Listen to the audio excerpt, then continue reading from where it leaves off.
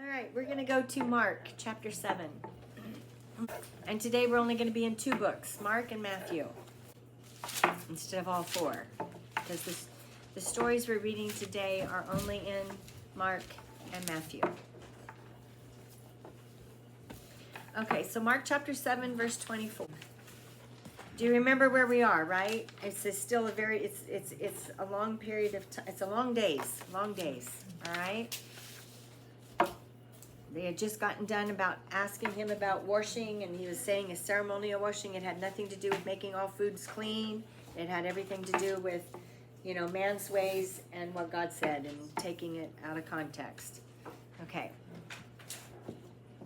And he was talking about what comes out is from a person's heart is what makes him wicked. Okay, it's your thoughts, it's your actions. All right.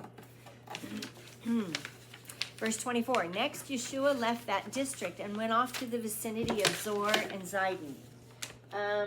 Zor and Zidon. So here's a map. It's really, you see Tyre up there and Sidon? Okay, so Tyre is actually in the territory of Asher. That's the Mediterranean Sea. Do you see that? You see the Dead Seas at the bottom. You see that little blue in the middle up there? That's the Galilee. Okay, well, the current modern day border for Israel is just right up the Galilee.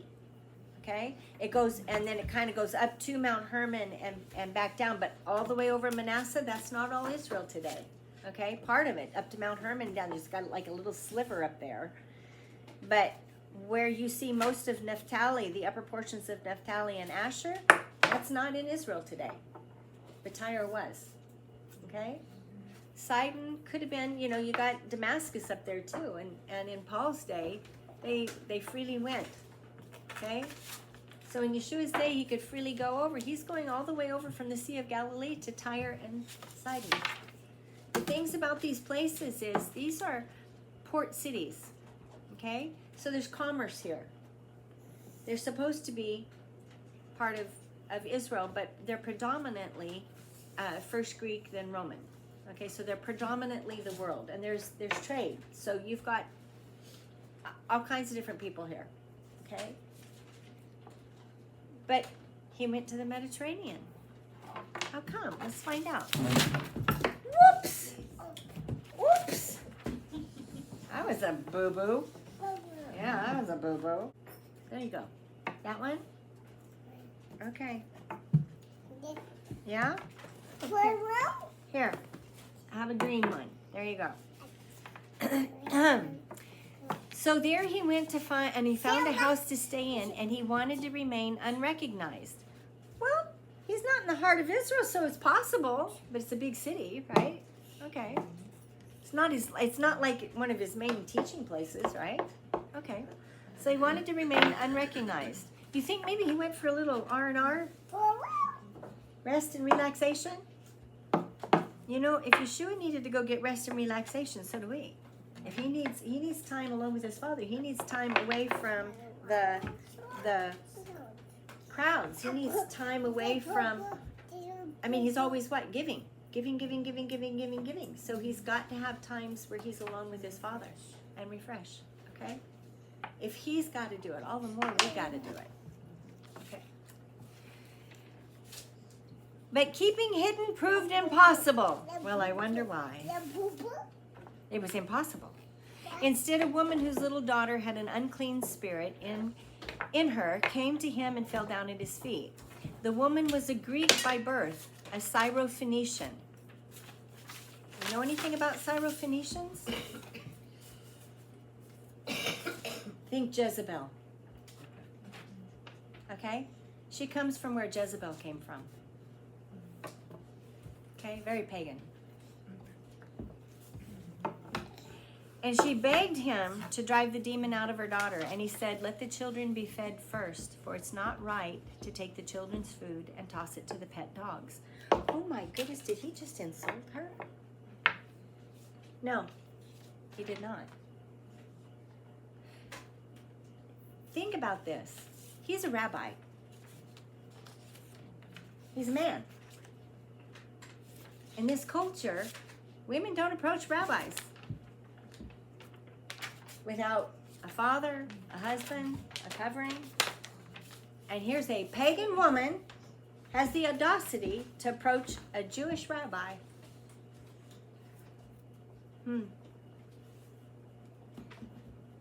Think maybe she wanted her daughter to be free?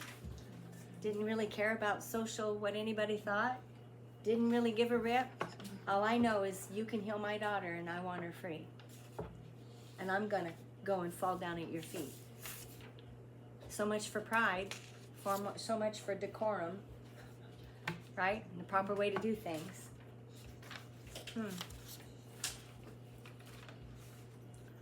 All right, let me back up a little bit.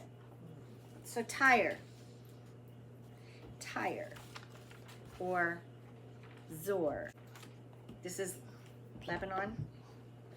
This is what Tyre was. It was a harbor. Before Yeshua's time, it was an actual island. Okay? When the king of Babylon came, he couldn't get out there. It's an island. It's a rock. It's fortified. Babylon couldn't conquer Tyre, but it conquered Sidon, which was just north of it. Okay, which is also prominent. Think of blue dyes and musk. This is the blue dyed cloth. This is a very wealthy community. Okay, both Sidon and Tyre are very, very wealthy. But along comes Alexander, right? Think pre-Maccabees, just pre-Jesus, about 400 years. And he starts filling in the land with sand and makes a causeway from the land out to the island. Kind of like that. And voila, all of a sudden, the place you couldn't reach is now reachable. Because Alexander the Great was going to have nothing to do with it. He was going to conquer it. And he did. Kind of a rendition of what it looked like without the land before, with walls and things around it, right? It was a fortified place. Is that dam still there? Yeah. Right there. That's it today. Uh-huh.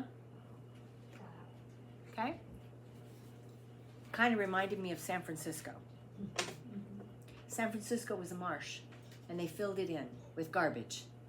So this city really is garbage. It's built on garbage. Right here, baby. Right here. So this is where she's coming from. She may very well be wealthy. We don't know. She might be a prominent woman. She might not be. She might be a street urchin. We don't know. Okay? We don't know. But to say that the child has an unclean spirit, you think, a child? Yeah, a child. Depending on, where they came from. Like I say, that's why it's important to know this is where Jezebel came from. Okay? Right. Is that because her culture was pagan? Yeah. Yeah. Very much so. Very much so. And the child is probably under 12 years old. then, Probably. To be considered. A child. Mm-hmm. Yeah. I know.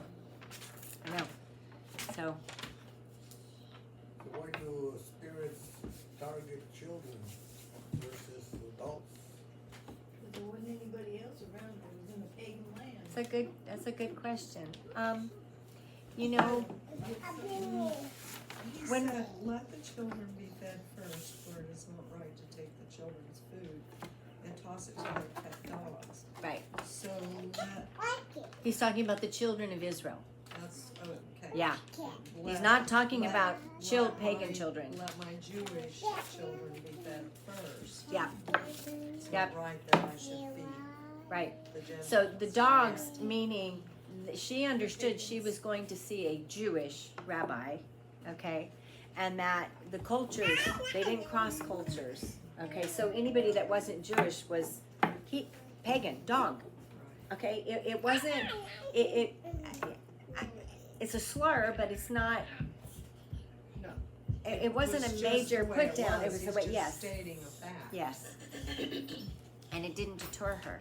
She understood that they were called dogs and she accepted Yeah. that. Yeah. Well, here's the other way to look at it, though. If she was full of pride, would she have stayed? No. No. No. If she was full of pride, She would say, well, and she'd have turned around and walked away. And that would have been a test too. See, that's a test of faith. Faith is the opposite of pride. Okay? If you're full of pride, you know it. I do it my way. I'm going to do this. I'm going to trust in that. That's pride. Or you drop your pride and you trust in God. You have faith in God. You believe what he says. Okay? Because as we said today with the kids, it's opposite of the world's way. It's opposite. She showed wisdom. She showed a lot of wisdom. She showed a lot of humility. She showed a lot of trust and faith when it was against the societal norm. Okay? She believed in this foreigner. He has the ability to heal my child. None of these other things, nothing else. And I don't care how I look. I don't care if they throw stones at me. I don't care if they ridicule me. I don't care if they ostracize me when I go back to my house. Or I don't care. She showed a lot of strength and faith, which is something very hard to show strength in sometimes. Yes. That's of all your circumstances. Yeah. And now as we read today, Abraham failed, didn't he? Oh, in that area. I mean, he left everything. Come on, don't tell me he didn't have faith. He left everything. He left riches. He left a home. He left a family. He left everything he knew. Don't tell me he didn't have faith. He just kind of lacked it in this area. So God is refining the great man of faith and showing him where he lacks faith. I believe, help my, don't you color on my thing. You color on paper. Don't color on the furniture tray. Thank you.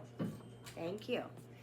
So, her faith, yes. Because if she'd have been full of pride, she'd have gone away and he would have been done, right? See, I think he came to Tyre for her. Just like I think he walked a whole day's journey from Galilee to Nam to raise the widow's son. So why?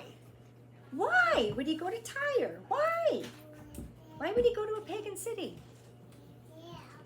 Maybe to get some rest. Oh. Be recognized. Oh.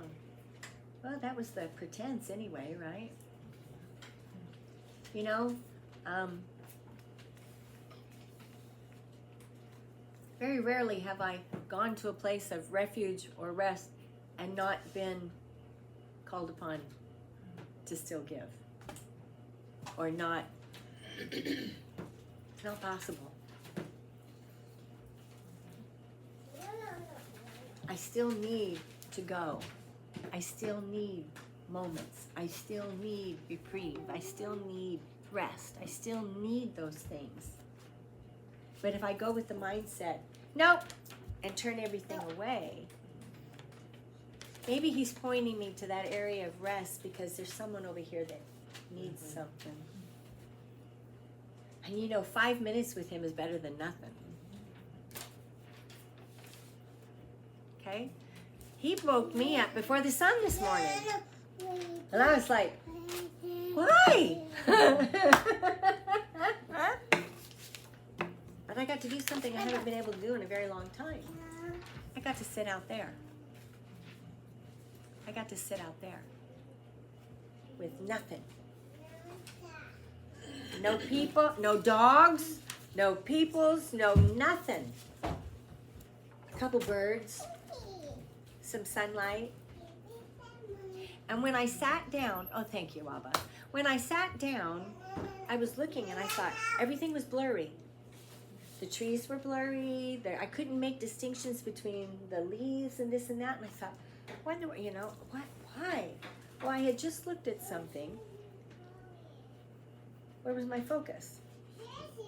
Not on him. It was on something else.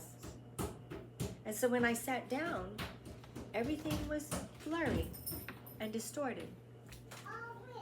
Oh. So if you get your eyes on something other than him, it's going to be distorted. And it took it a while to sit there for a while before things started to refocus.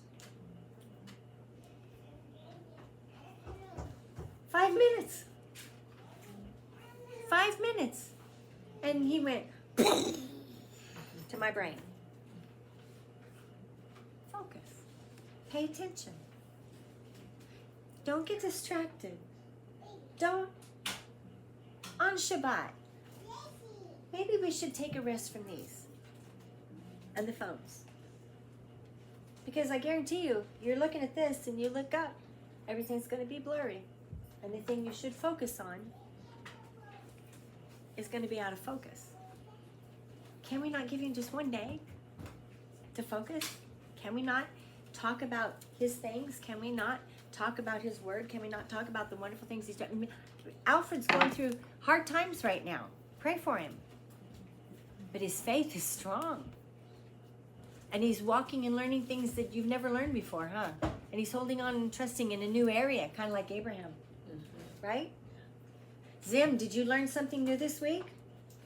Couple things, huh? Was it hard at first? But then it wasn't hard, was it? Yeah, when she got past the little part, it was like, oh, I can do this, huh? Yeah.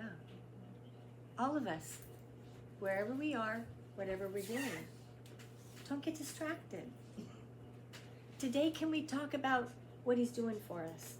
Or maybe encourage. Man, it's been a really rough week, but I'm holding on. And encourage. You know, I heard this song. Right? Let's not talk about what we bought or what we're going to buy or where we're going to, I'm going to go here and do this afternoon. Let's encourage one another. Let's focus. That came from 5 minutes. So rest can come in 5 minutes. Refocusing can come in a very short amount of time, as long as you're not full of pride, like this woman, right? She came humbly. She was determined. Do you think she was going to go back home empty-handed? I think if she had to grovel, of course, didn't it say she fell at his feet? I think she did. She wasn't taking no for an answer. Let's find out. He said it's not right to take the children's food and toss it to their pet dogs. Okay, pet dogs. So at least he's saying, I kind of like you. Okay, right? My pet dog. I mean, I love my dog. I do. But the dog doesn't get food before the children.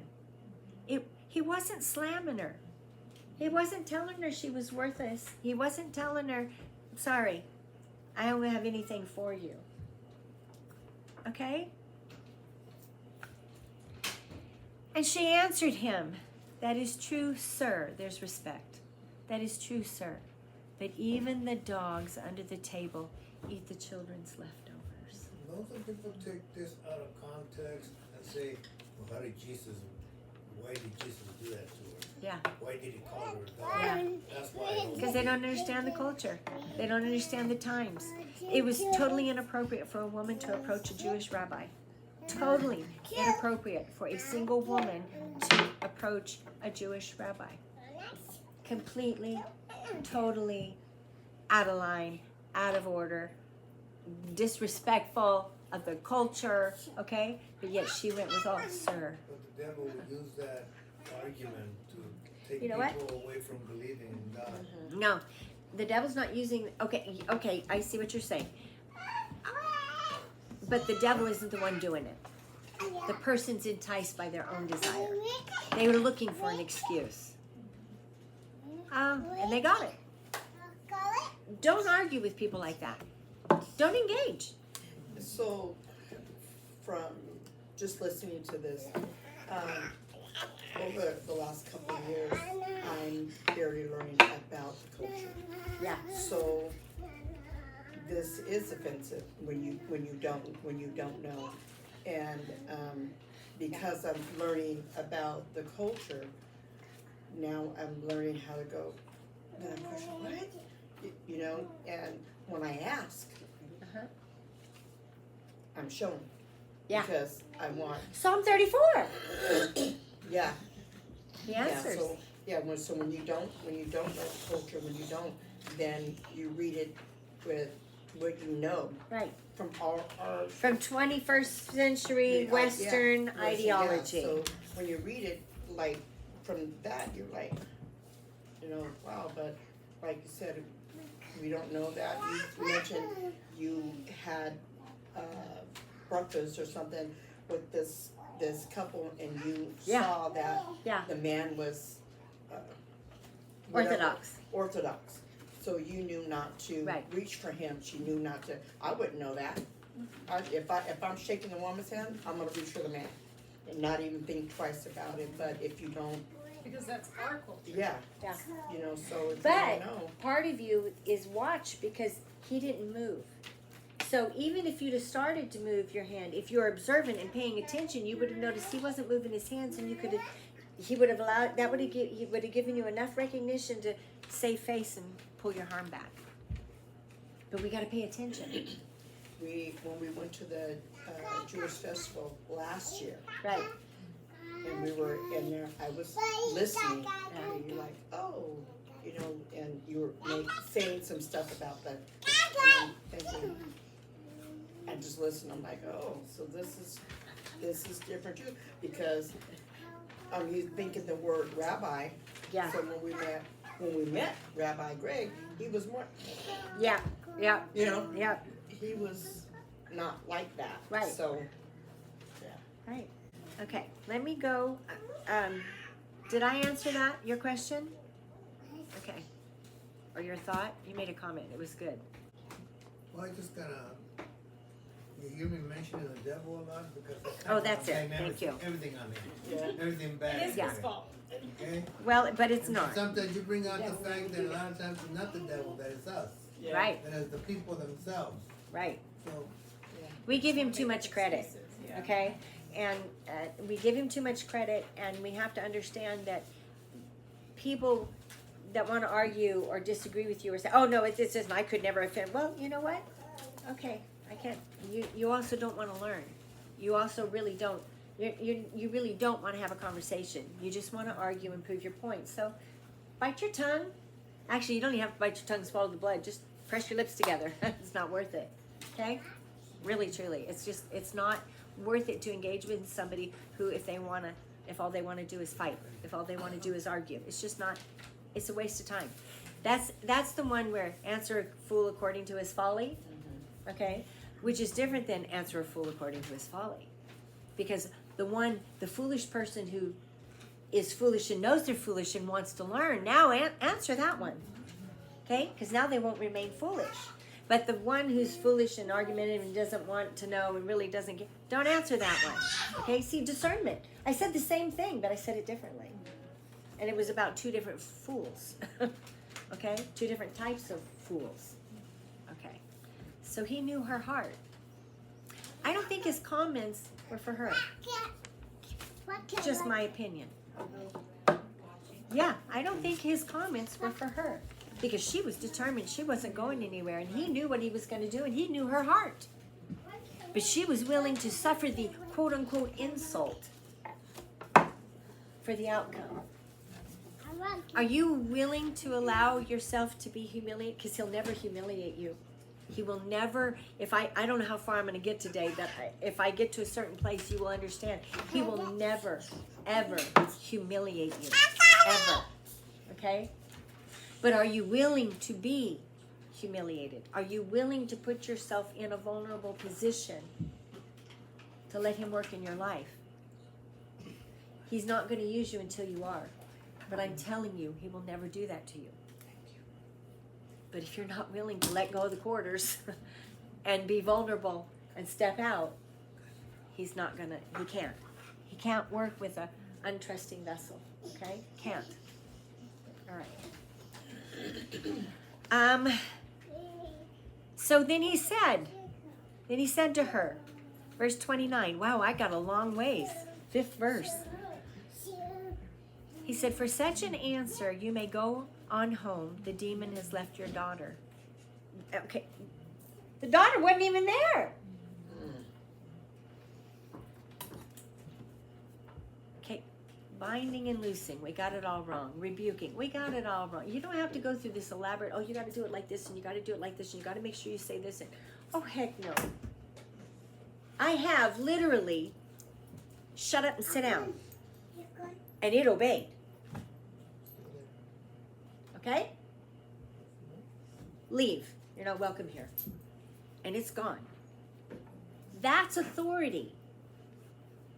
Okay? There's no formula. There's no mumbo jumbo. There's no, is knowing your authority and speaking to, knowing that you're, I don't even have to name the thing. You're not welcome here. If you're talking to a human body, call that human body's name and get their attention. I'm speaking to you. The other one may leave. Half the time, the person has no idea what you did. But they're like, you'll see it. There will be a physical difference. There will either be disorientation or there'll be a what? Or a cough, something. And then you can tell them, and then they know they're free. Now you can have a conversation, okay? No mumbo jumbo. No hocus pocus. No smoke and mirrors. No light in the sage. No. It's What is that? it's knowing who you are, whose you are, and where it's coming from. And if he speaks it to you, obey. If he plants that crazy idea in you, be crazy. Okay? Be peculiar. Take authority. Just that's authority. Okay? That's how you. It's just that simple. Just that simple. That and then go on. Don't make a big deal about it. Oh, we did. No. Wrong. Focus. You know, I'm gonna have blurry eyesight if I do that. Right?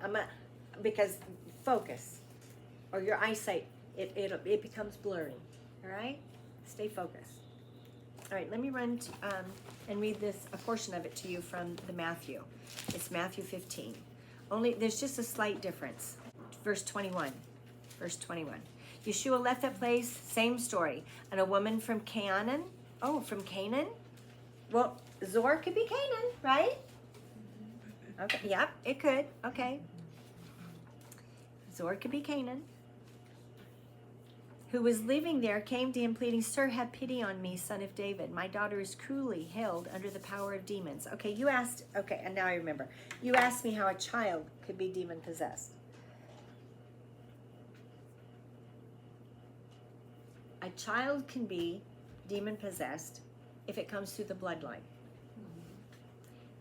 When he told the children of Israel to go into the land, there were certain folks that they could conquer, certain that they could push away, and others that they were to annihilate. Why? Because of the demonic through the bloodline. And there was no way to cleanse that. You cut it off. Okay? Other ways are what we expose our children to. If you put on magic, you're opening the door. Okay? Nothing is innocent apart from God. Only God is good. Okay, there's no such thing as good magic and bad and white magic and white witches and black witches. No, they're all. It's not God, so it's lo tov.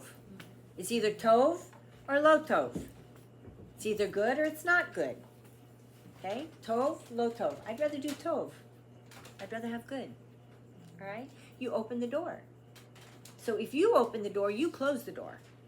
Okay, you take authority over it. So we should watch. This is our most precious commodity and asset right here. And the ones who aren't here that they represent. This is the most precious right here. Nothing matters more than that. And what matters more than anything is their spirit. And if they have the tools to be the warriors and dragon slayers. You want to be dragon slayers? We'll be warriors? Yeah. So it's up to us to do that. Okay? So if we teach them something when they're little, oh, it's cute, I'll tell them later. No. You open the why allow something when she's this age when you don't want it at this age or at this age? Or at this age, right? So the point is, then don't allow it at this age. Because if you allow it at this age, it's not so cute at that age or that age. So let's start here. And if we're already beyond here, then let's fix it here. And let's explain what we did wrong here. Because it's not up to mom and dad anymore, is it? But they can say, you know what, I blew it when I did this. Does that mean you can bash them and disrespect them? Heck no. No, and it's great to do that. When I went to my son's house and I got Yes. I got the opportunity, and I never have. They were open, so got open the door and I just walked through. One of the ladies there had asked me a question a couple of years ago, and I had no answer.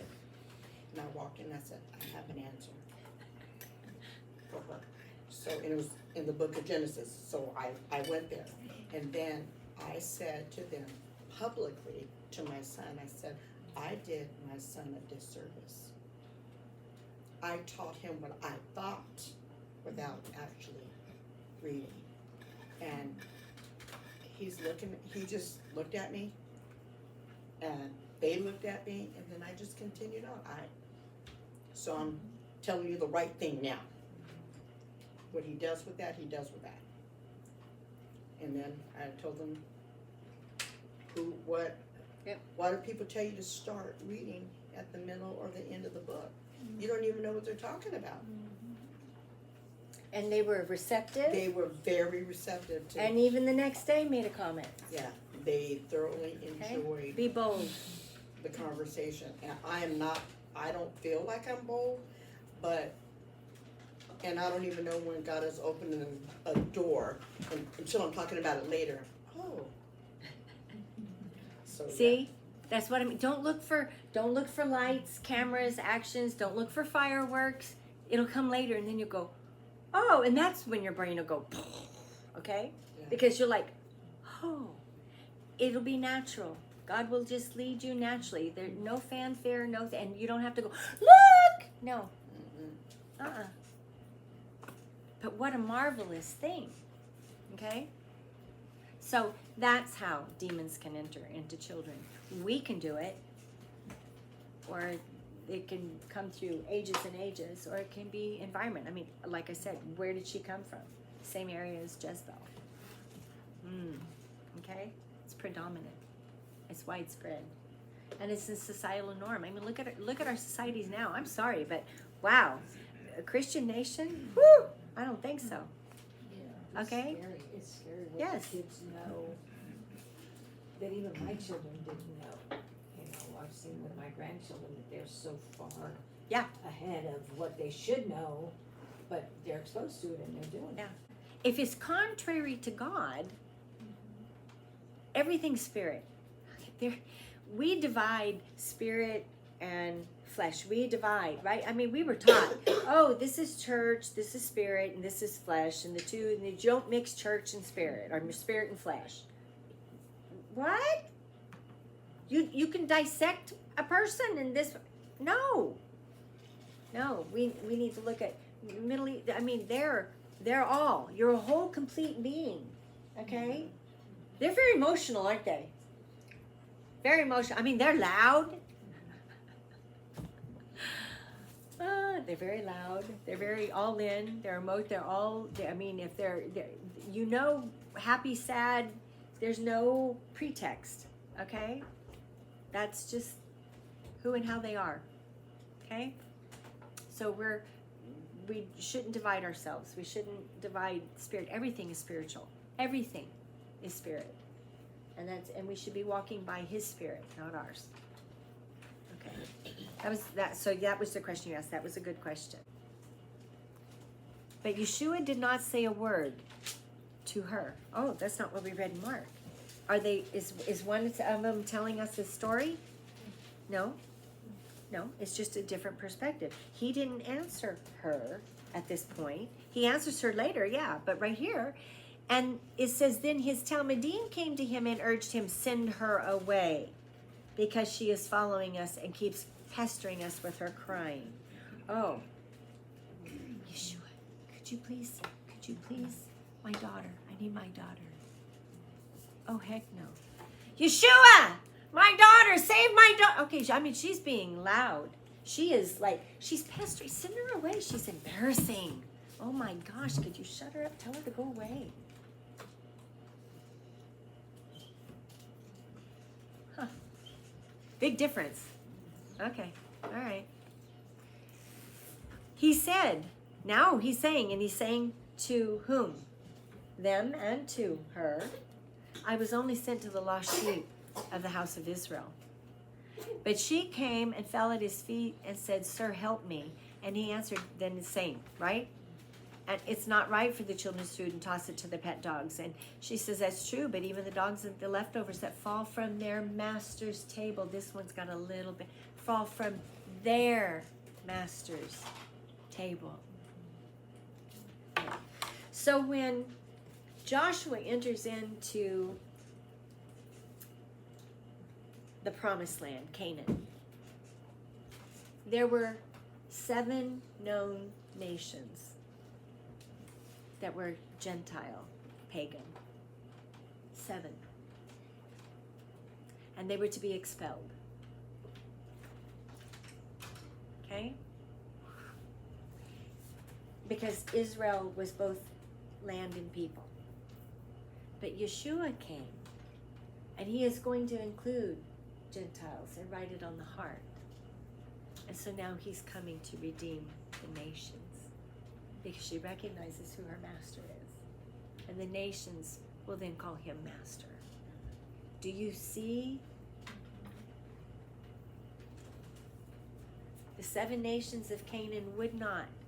They were expelled because their sin was, it wasn't right. Remember he told her it's not time yet. Their sin isn't right for me to punish yet.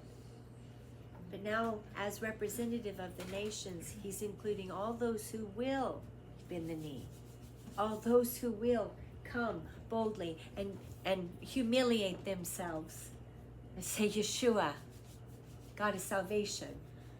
And in faith and trust, but I want the crumbs from my master's table. He won't give you a crumb. He won't give you crumbs. Oh, let's see how far I can get. The story gets better. It really does. It gets a whole lot better. So let me skip ahead. There's a whole bunch in here more I would love to go through, but I really want to keep going so you see the whole picture of this. He says, lady, you're a person of great trust. Okay, that's here. He said, your faith, or you can go home now. And she said, but you're a person of great trust. We need to be people of great trust. Let your desire be granted. And her daughter was healed at that very moment. Huh. Yeshua left there and went alongside the shore of Lake Kinneret. That's back. Okay, so now he's leaving the Mediterranean, right? Tyre. And he's going. And the whole incident was for a Gentile woman. Maybe it'll hit you later this afternoon. Okay? A Gentile woman.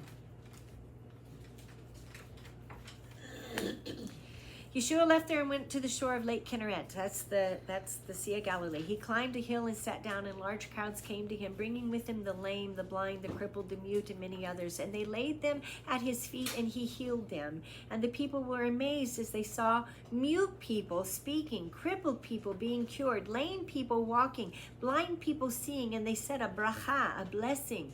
Baruch atah Adonai Eloheinu melech haolam. Blessed are you, O Lord our God, King of the universe, right? I mean, they said this, they've been saying this for ages to the God of Israel, all right? Stop there. Let me run back to Mark 7. Okay. 31. Then he left the district of Zor and went through Zidon to Lake. So if he went to Zidon, do you remember the map? Zidon is a little further north. So he left Zor, went up north, and then went back down to the lake, to Galilee. And he went through on to the region of the 10 towns. That's on the east side, Jordan side of the Sea of Galilee. Okay? I guess he was pretty fit. He did a lot of walking. Don't remind me of that later. Okay. Okay. Don't remind He me of got that. his steps in. I don't remind me of that. I'd rather ride a bicycle. Thank you. They brought him a man who was deaf and had a speech impediment and asked Yeshua to lay his hands on him. I told you there's something about laying on hands. There's a transference. They know he heals. Why do we lay hands on people when we're praying for them if they're sick? God is going to speak through. If I have the power of the Holy Spirit in me, you're going to get in and healing. I don't have to be a healer. That doesn't have to be my primary gift.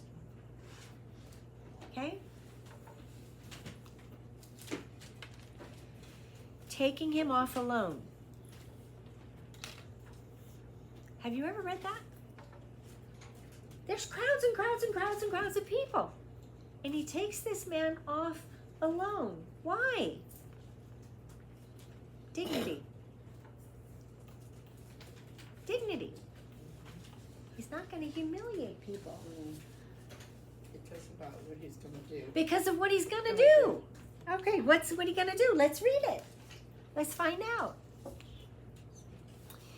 Taking him off alone, away from the crowd, Yeshua put his fingers into the man's ears, spat, and touched his tongue. Wait a minute, he's spitting? He put his fingers in his ears. I don't know. Then he took it and then he spit and touched his tongue. Seriously? Or did he spit on his tongue? I don't know. But seriously? You want to do that in public? He took him off alone. Here's the part. Then looking up to heaven, he gave a deep groan. That's it right there. This is a battle. This is coming from the depths and the bowels, and I want this out of you. This is very private and intimate. It's not for everyone. It's for him.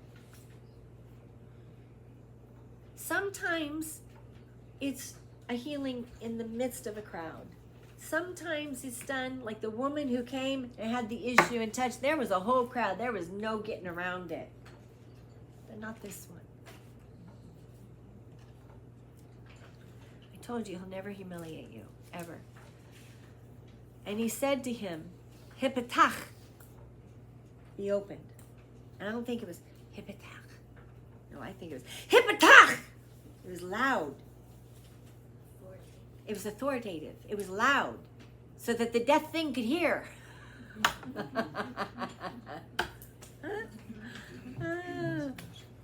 His ears were opened. His tongue was freed. Isn't that interesting? The saliva and spit from this tongue went to that tongue and loosed it. That wasn't something that needed to be done in public. It was very private. His ears were opened, his tongue was freed, and he began speaking clearly. Just like that vision this morning. Don't be distorted. Keep it clear. Keep it focused. And Yeshua ordered the people to tell no one, but the more he insisted, the more zealously they spread the news, and people were overcome with amazement. Everything he does well. He said he even makes the deaf hear and the dumb speak. There's a whole lot of dumb people that need to learn how to speak. Just saying. On your own, you can read Matthew 15 all the way to the end to 39. It's a good chapter, but I'm going to keep going in Mark 8. I'm going to go through this very quickly. Children, you're going to like part of this story. It was during that time that another large crowd, don't ever think that the 4,000 and the 5,000 were the same as somebody just did some calculations wrong and they repeated the story. They did not. And they had nothing to eat. And Yeshua called his Talmudim to them and he said, I feel sorry for these people because they have been with me for 3 days and now they have nothing to eat. Wow. You think maybe the story spread that, if you're going to go see Yeshua, you better take some food with you because you're going to be there a while. He's going to be teaching. 3 days. If I send them off to their homes hungry, they will collapse on the way, and some of them have come a long distance. How would he know? I don't know. His Talmudim, disciples, said to them, how can anyone find enough bread to satisfy these people in a remote place like this? How long ago did he feed the 5,000? not that long ago. Remember I said you're in the last year of his ministry. It wasn't that long ago. It didn't take him long to walk to Zor and Zidon and back to Lake Kinneret. You could have done it in a couple days. It's not that big. It's not that far. A week, 2 weeks.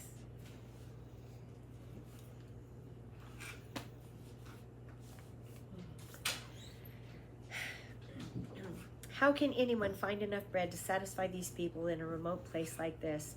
How many loaves do you have? He asked them. How many loaves did he have the first time? You remember? The little boy had something. How many loaves did he have? 3. No? 5. 5 loaves of bread. And how many fish? 2. 5 is the number of grace. The stories go together. That's why I'm bringing up the 5,000, the 5 breads, 2 fish. Okay? 5 is a number of grace. How many baskets were left the first time? 12. 12 is like the government of, I don't mean government politics. I mean 12 is the number of tribes, the government, the ruling class of the fathers of Israel. 12. 12 disciples. The first one was bringing grace to Israel.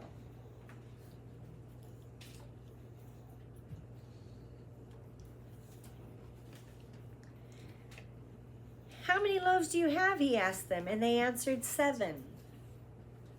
7 was the number of Gentile tribes, Gentile nations that were in Israel when Joshua entered in and they were cleared out. Did he not just go to a Gentile woman and give, even my master's going to give me crumbs from the table? Hold on to that.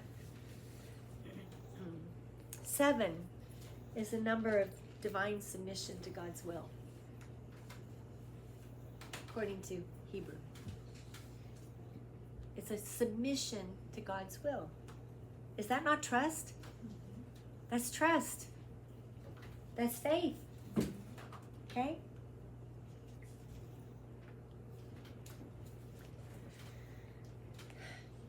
He then told the crowd to sit down on the ground, took the 7 loaves. Okay, it's not beautiful bread. But we did our best, didn't we, Zim? That's a loaf of bread. That's a loaf of bread. How many? 7.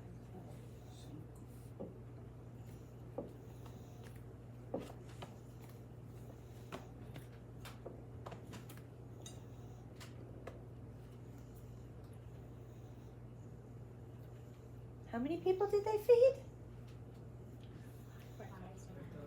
Not on this one. How many? A lot, about 4,000. About 4,000. Plus men and women. Oh, double it. You got men? You're going to have that many women? And how many children? Oh, please. Double it at least.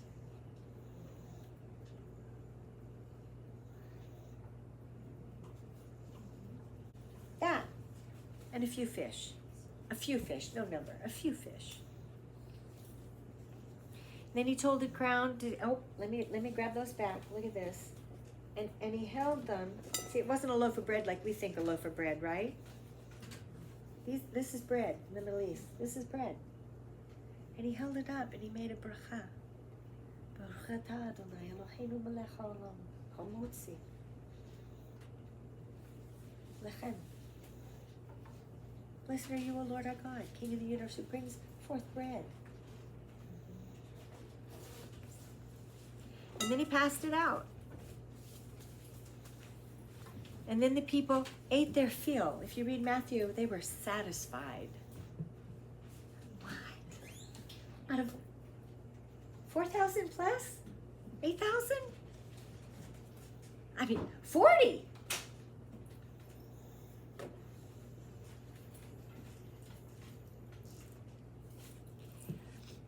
And the Talmudim took up the leftover pieces, and there were 7 large basketfuls. About 4,000 were there. After sending them away, Yeshua got into the boat with his Talmudim and went off to the district of Dalmanuta, which is close by to Magdala. In Matthew, it'll tell you to the district of Magdala, which is between Tiberias and Capernaum. It's on the northwest portion of the Sea of Galilee. 4 is the number of completion or fullness. It also means to be separated or separation from or an end of exile. The first one, when there were 5 loaves, there was grace given to Israel. When the second one is completed in full and now the Gentiles are brought in.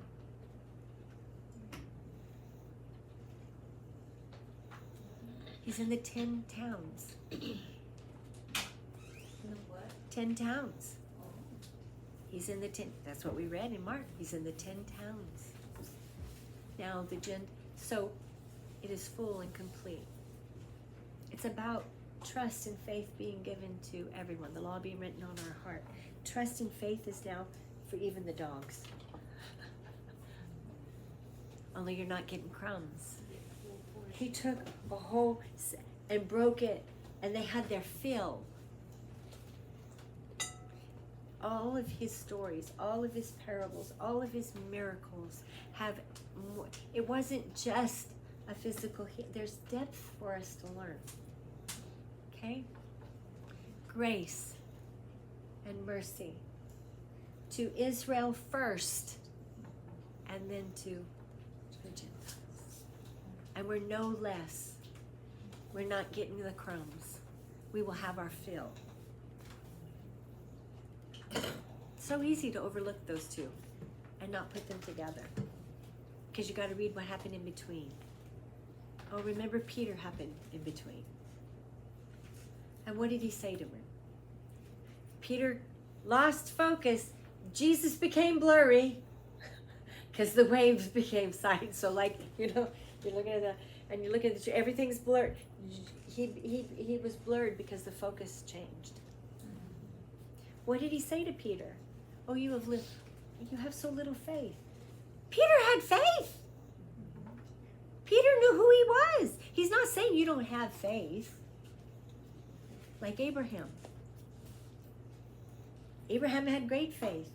But in this area, your faith is lacking. I'm going to show you, and I'm going to help you, and I'm going to sand it off. You're going to go over, okay, you go ahead. You go to Egypt. Yep, there's a famine. You go do what you need to do. So I can show you where you're lacking. So that you grow up. Peter had enough faith to walk on Yes. water. Yes. He did walk on water. Yes. We can't say that. We can't say we ever walked even one step. Peter did walk Yes. on water, but then he lost. Then he's turned his He focus, started sinking. and it got blurred, and the truth got a little blurry. So would you That's say good. it was fear is what he was focused on? He looked at his circumstance. Right. Wasn't even fear. And then he allowed fear. God didn't give you fear. If you start feeling fear, no, I know who I believe in. I know whom I have believed in. There's a wonderful song with that in it. I know whom I have believed in, and am persuaded that he is able to keep that which he has given to him against that day, this circumstance. What's coming? I don't have to fear what's coming, because I know whom I believe in. I know whom I trust in. And if he walked all the way from the Sea of Galilee to Zor to give a whole healing to this woman, not a crumb to a dog, and then back and fed them, grace and mercy to Israel, and completion now that the Gentiles are brought in. I don't know, it's just one way to look at it. There's a whole lot of other lessons you can get from both of those. 5,000, 4,000, and everything in between. But that's what I was impressed with. Is his complete work. His total work. He doesn't leave anything undone. And he doesn't give you crumbs, and he doesn't humiliate you. And even when Abraham lied and had a little lack of faith over here, he was still blessed by God. Doesn't mean there's not consequences if we blow it, because there are. But his hand is still on us, and he still loves us, and he's still our Father, and he still has nothing but good for us. Okay? All right. Wow. I actually got there. Okay. Y'all come over here, okay?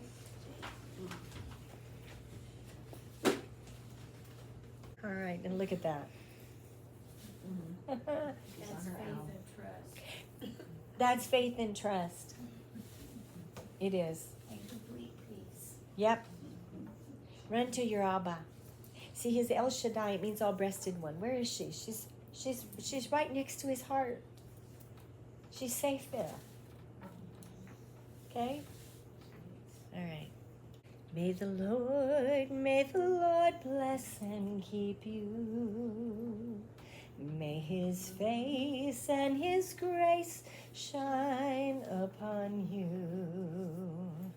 May he lift up his countenance upon you and give you peace, and give you peace. V'yorechaka Adonai v'yeshmerecha, Yaher Adonai penav elecha v'yihunecha. Yisai Adonai penav elecha v'yihunecha.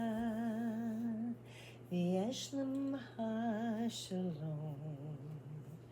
V'yesh lemcha shalom.